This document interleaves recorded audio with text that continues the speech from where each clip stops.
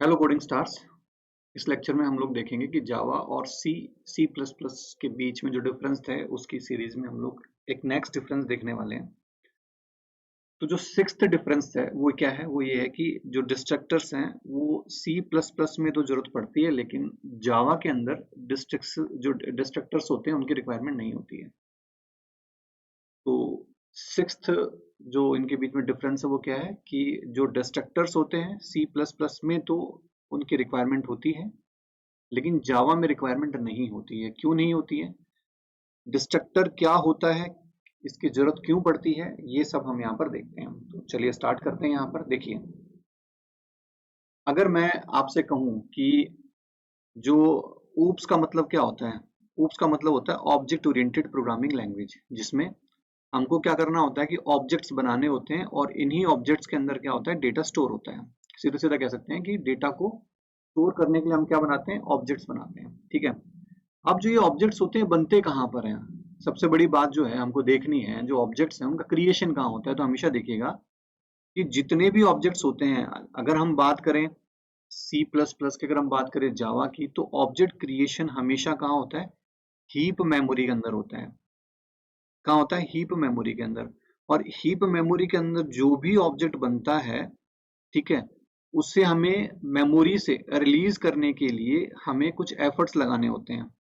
ठीक है, एफर्ट्स क्यों लगाने होते हैं, क्योंकि कोई भी ऑब्जेक्ट हीप मेमोरी से अपने आप नहीं हटता है। अगर आपने किसी ऑब्जेक्ट को मेमोरी से नहीं हटाया तो उस केस में वो क्या रहेगा, उसी मेमोरी के अंदर यानी कि हीप मेमोरी के अंदर ही पड़ा रह जाएगा। और ये कब तक रहता है, जब तक आपकी एप्लीकेशन चलती रहती है। एप्लीकेशन चलने के बाद तो ठीक है, ये वहां से हटा दिया जाएगा, लेकिन बहुत सारी एप्लीकेशन ऐसी होती है जो कंटिन्यू चलती रहती है, बंद ही नहीं होती है, सालों साल चलती रहती हैं। तो उस केस में ऐसा थोड़ा ना होगा कि जब भी कोई ऑब्जेक्ट बना, ऑब्जेक्ट बनते ही और वो वहां बना रह गया। तो अगर हम उसको ऑब्जेक्ट को रिलीज नहीं करेंगे तो जो हीप मेमोरी है वो तो हमारी भर जाएगी। ठीक है, तो ऑब्जेक्ट को रिलीज कैसे करना है, कौन करेगा ऑब्जेक्ट को रिलीज। तो जब आप लोगों ने सी पढ़ी होगी तो सी में कैलॉग फंक्शन आपने पढ़ा होगा, मैलॉग फंक्शन आपने पढ़ा होगा। तो इन जो फंक्शंस थे, कैलॉग और मैलॉग जो फंक्शंस थे, इन फंक्शंस में भी आपको एक अलग से फंक्शन दिया गया था, फ्री फंक्शन। ठीक है, और ये फ्री फंक्शन क्या करता था, ये मेमोरी जो थी आपकी, जो भी मेमोरी बनती थी रन टाइम पर, उसको फ्री करता था। क्यों, क्योंकि जो कैलॉग मैलॉग फंक्शंस थे ये भी अपनी मेमोरी कहाँ बनाते थे, ये भी अपनी मेमोरी हीप मेमोरी में ही बनाते थे, हीप एरिया में ही बनाते थे। तो हीप एरिया में बनने वाला कोई भी स्पेस अपने आप वहां से डिलीट नहीं होता है, उसको हमें डिलीट करना पड़ता है। तो अगर हम सी प्लस प्लस की बात करें, ठीक है, अगर हम सी प्लस प्लस की बात करें या फिर हम जावा की बात करें, तो ऑब्जेक्ट बनाने के लिए, ऑब्जेक्ट कहां पर बनेगा, हीप के अंदर। ऑब्जेक्ट बनाने के लिए हमें कंस्ट्रक्टर की रिक्वायरमेंट होती है। किसकी, कंस्ट्रक्टर की। आगे बढ़ेंगे कि क्यों रिक्वायरमेंट होती है, कंस्ट्रक्टर क्या करता है। ठीक है, तो अभी आपको सिर्फ इतना ही देखना है कि हमें किसकी रिक्वायरमेंट होती है, कंस्ट्रक्टर की। तो कंस्ट्रक्टर क्या करता है कि कंस्ट्रक्टर सी प्लस प्लस या जावा के लिए क्या करता है कि हीप मेमोरी के अंदर स्पेस बनाने में हेल्प करता है। ठीक है, उनको मेमोरी प्रोवाइड करवाता है। क्लियर है। अब हुआ क्या कि जब सी प्लस प्लस थी तो सी प्लस प्लस में, जैसे कि मैंने अभी बताया कि सी के अंदर फ्री मेथड दिया गया था, फ्री फंक्शन दिया गया था, जिससे हम मेमोरी को फ्री कर देते थे हीप एरिया से। Same as it is C plus plus के अंदर जो मेमोरी ऑब्जेक्ट के लिए काम में ली गई किसी पर्टिकुलर प्रोग्राम के अंदर, तो उसके लिए क्या करता था, उसके लिए आपका जो डिस्ट्रक्टर था उसको काम में लिया गया। ठीक है, क्योंकि अभी अभी बोला गया, अभी अभी क्या था कि यहाँ पर देखिए कि डिस्ट्रक्टर लिखा हुआ है। ठीक है, तो यहाँ पर क्या करना है आपको कि जो आपका डिस्ट्रक्टर है, हम लिख लेते हैं कि डिस्ट्रक्टर जो है, डिस्ट्रक्टर क्या करता है, डिस्ट्रक्टर ये जो मेमोरी थी इस मेमोरी को रिलीज कर देगा। ठीक है, पर्टिकुलर ऑब्जेक्ट की मेमोरी को रिलीज कर देगा। ठीक है, जावा में ऐसा नहीं होता। जावा में क्या होता है, जावा में डिस्ट्रक्टर को काम में नहीं लेना होता है। क्यों नहीं लेना होता है, क्योंकि जावा का जेवीएम जो है, जावा का जेवीएम बड़ा स्मार्ट जेवीएम है। ठीक है, एक्चुअल में किसी भी ऑब्जेक्ट की जो मेमोरी है उसको रिलीज कब किया जाता है, जब वो ऑब्जेक्ट जो है उसका काम खत्म हो चुका होता है, यानी कि उसका जो जिस भी किसी पर्पस के लिए वो बनाया गया है वो फिनिश हो चुका होता है। ठीक है, तो जेवीएम क्या करता है कि ऐसे ही ऑब्जेक्ट्स के ऊपर नजर बना के रखता है कि कौन से ऑब्जेक्ट का कब काम खत्म हुआ। जैसे काम खत्म हुआ तो जेवीएम के पास क्या होता है, जेवीएम का खुद का गार्बेज कलेक्टर होता है। क्या होता है जेवीएम का खुद का गार्बेज कलेक्टर होता है। तो जेवीएम का गार्बेज कलेक्टर क्या करता है कि ऐसे ऑब्जेक्ट्स को हीप मेमोरी से हटा देता है जिनका जो काम है वो फिनिश हो चुका है। एक्चुअल में काम फिनिश होने का मतलब ये है कि जिनका जिनका रिलेशन उनके रेफरेंस वेरिएबल से टूट चुका होता है। ये हम आगे देखेंगे, अभी सिर्फ इतना ही सिंपल भाषा में अगर हम देखें कि जिनका काम खत्म हो चुका है, जिनका यूज हो चुका होता है, ठीक है। तो जिनका यूज हो चुका है वो फालतू में अगर पड़े हैं आपकी मेमोरी में तो वो तो गलत है, आपकी मेमोरी को ऑक्यूपाई कर रहे हैं, फालतू में भर रहे हैं आपकी मेमोरी को।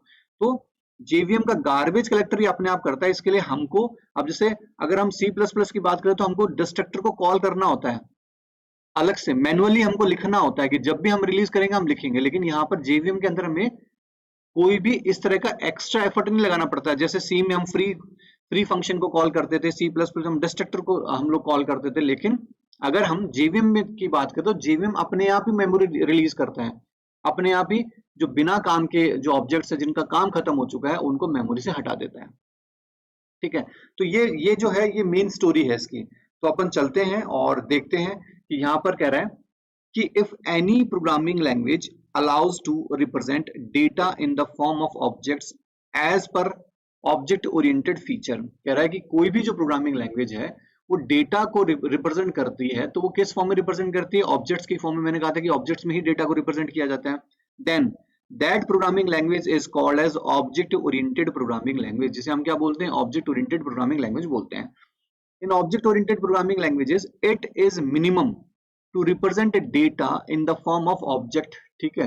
कि क्या होता है कि मिनिमम क्या होता है कि आप अगर डेटा को रिप्रेजेंट करना है तो ऑब्जेक्ट की फॉर्म में करेंगे। To represent data in the form of object, first we have to create object and at end of the program we have to destroy that object।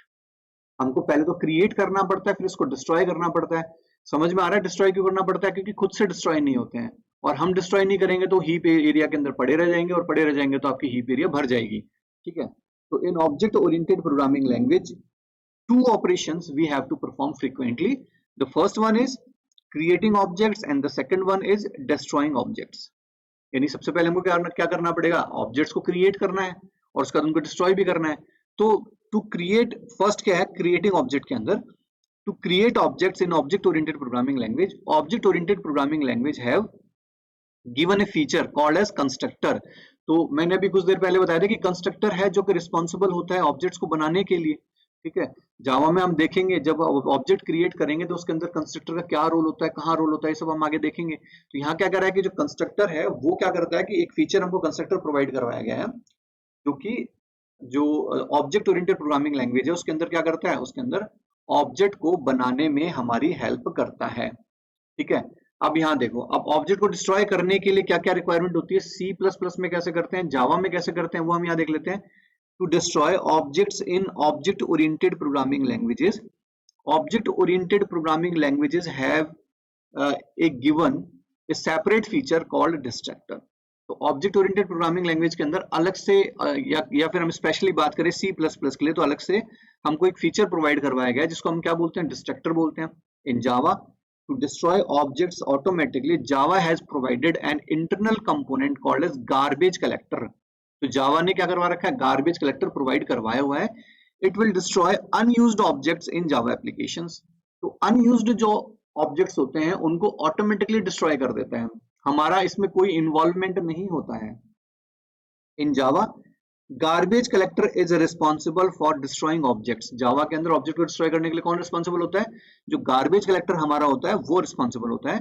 Developer is not responsible to destroy objects, developer responsible नहीं होता, जबकि जो destructor है इस case में developer को ही लिखना पड़ता है, डेवलपर को ही कंस्ट्रक्टर आपके डिस्ट्रक्टर को कॉल करना होता है कि आओ और मेमोरी को क्लियर करो। लेकिन यहाँ पर जावा में ऑटोमेटिक होती है सारी चीजें।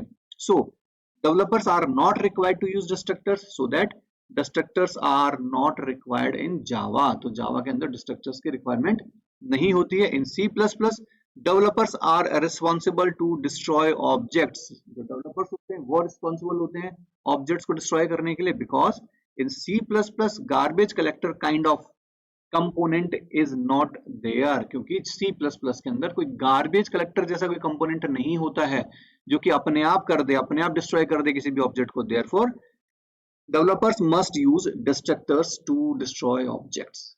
डेवलपर्स हैं उनको क्या करना होता है, वही उनको क्या करना होता है, डिस्ट्रक्टर को यूज करना होता है किसी भी ऑब्जेक्ट को डिस्ट्रॉय करने के लिए। तो जो डिफरेंस था, इस डिफरेंस हमने क्या देखा कि डिस्ट्रक्टर है वो कहाँ यूज में होता है, कौन यूज में लेता है, डिस्ट्रक्टर्स को सी प्लस प्लस में तो यूज में लिया जाता है, लेकिन जावा के अंदर इसको हम यूज में नहीं लेते हैं। क्यों? क्योंकि जावा में हमारे पास क्या होता है, जावा में हमारे पास इसके बदले में गार्बेज कलेक्टर होता है। क्या होता है? गार्बेज कलेक्टर होता है। क्लियर है? तो आई होप कि ये जो डिफरेंस है, ये डिफरेंस भी आपको क्लियर हो गया होगा। क्लियर है? Thank you.